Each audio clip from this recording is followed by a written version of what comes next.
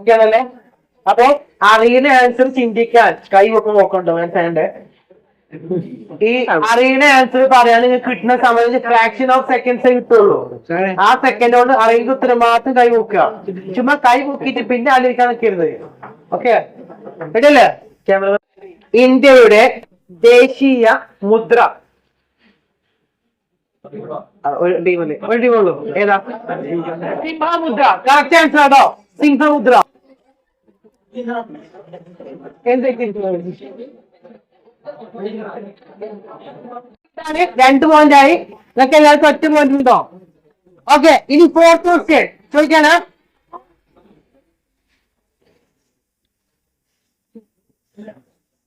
ജനഗണമന ദേശീയ ഗാനമായി അംഗീകരിച്ച വർഷം. ജനഗണമന ഇന്ത്യയുടെ ദേശീയ ഗാനമായി അംഗീകരിച്ച വർഷം ഏതാ? ടീം ഡി അല്ല ഇ. 1958. 88. റോങ് ആൻസർ ആണ്. കുഴപ്പമില്ല, അല്ലെ ട്രൈ ഞാൻ അംഗീകരിക്കുന്നു.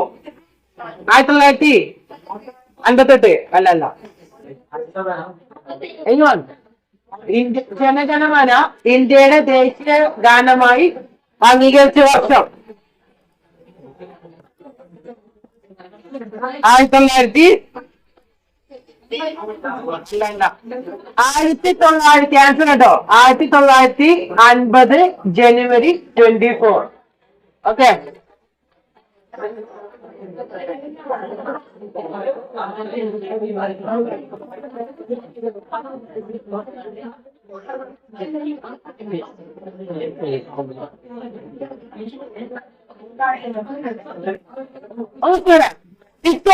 അഞ്ചാമത്തെ ക്വസ്റ്റ്യനാണ്.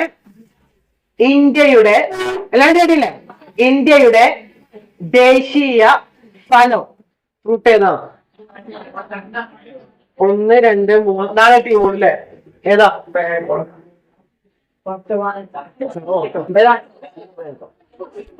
അപ്പൊ team A B C D വെച്ച് 3 പോയിന്റ്, സിക്ക് 2 പോയിന്റ്, ഡിക്ക് 1 പോയിന്റ്, ഇക്ക് 2 points. Okay, 6th question ready അല്ലേ?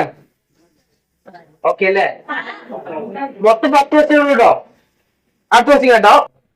ചുവപ്പുകോട്ട അഥവാ ചെങ്കോട്ട പണി കഴിപ്പിച്ചതായി. 2 ആൾക്കാരുകളോ? മതി. 2 ആൾക്കാര് കൈ നോക്കിയിട്ടില്ലേ? കൈ നോക്കിയിട്ടുണ്ടോ? അയ്യോ ശരിയല്ല.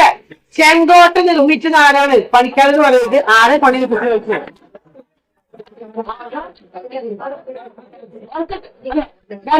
സമയത്ത് ആൾക്കാരെ നോക്കിയിട്ടുള്ളൂ. ആരോ? ഷാജഹാൻ. ഓക്കെ,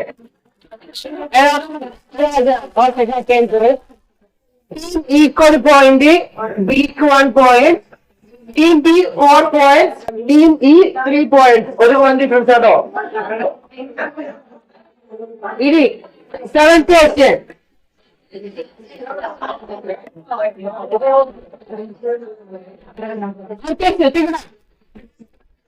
ചോദിക്കട്ടെ.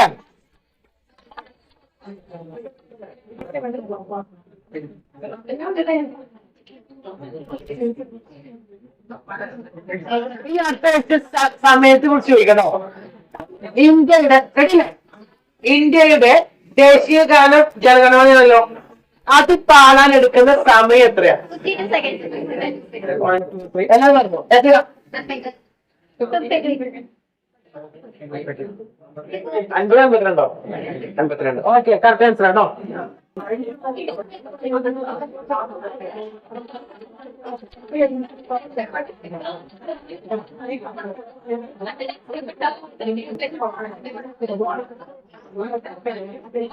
ഇതിന്റെ എത്രാമത്തെ ചോദിക്കാൻ കൂടി? 8ാമത്തെ ക്വസ്റ്റ്യൻ. റെഡി അല്ല എല്ലാവരും? റെഡി? ഇന്ത്യയുടെ അതായത് സ്വതന്ത്ര ഇന്ത്യയുടെ അതായത് ഇന്ത്യക്ക് ഇൻഡിപെൻഡൻസ് കിട്ടിയ ശേഷം ഇന്ത്യയുടെ ആദ്യത്തെ വിദ്യാഭ്യാസ മന്ത്രി ആരാണ്? ഇന്ത്യക്ക് സ്വാതന്ത്ര്യം കിട്ടിയ ശേഷം ഇന്ത്യയുടെ ആദ്യത്തെ വിദ്യാഭ്യാസ മന്ത്രി.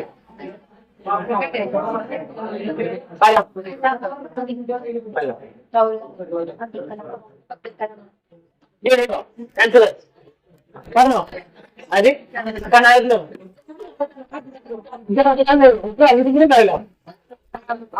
അംബേദ്കർ, അബ്ദുൽ കലാം. അബ്ദുൽ കലാം എന്ന് പറയുന്നത് ടീം ബി ആണ് പറഞ്ഞിട്ടുള്ളത്. ആരാണ്?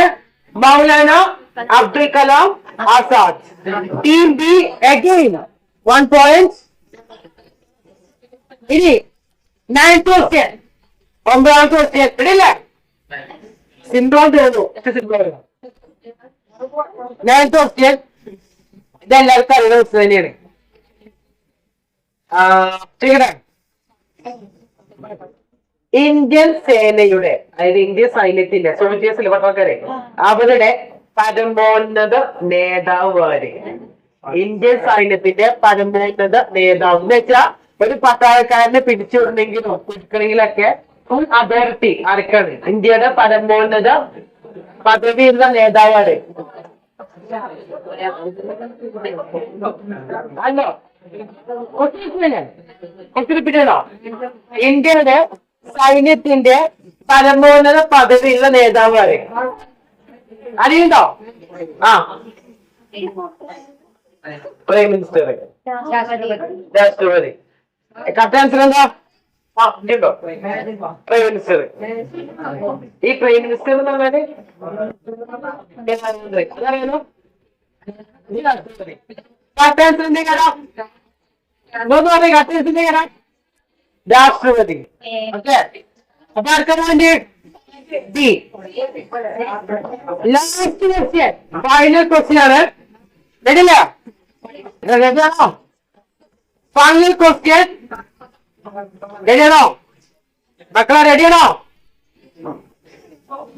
ഇന്ത്യയുടെ ദേശീയ പതാക അല്ലേ, അത് രൂപകൽപ്പന ചെയ്താരാ? ഒരാളോ? ആ, പിംഗലി വെങ്കയ്യ. നേരത്തെ പറയണോ? ഓക്കെ, പക്ഷെ അങ്ങനെയാണെങ്കിൽ പിന്നാണ്ട് പ്രഖ്യാപിക്കാതോ. Team A goes to 3 points. Team B gets 1, 2, 3, 4, 5, 6, 7, 8 points. Team C 3 points. Team D 2 points. Team E 4 points. So, I think team 8 points. Okay. Rajya team is 8 points. ബാക്കി പോയിട്ടോ.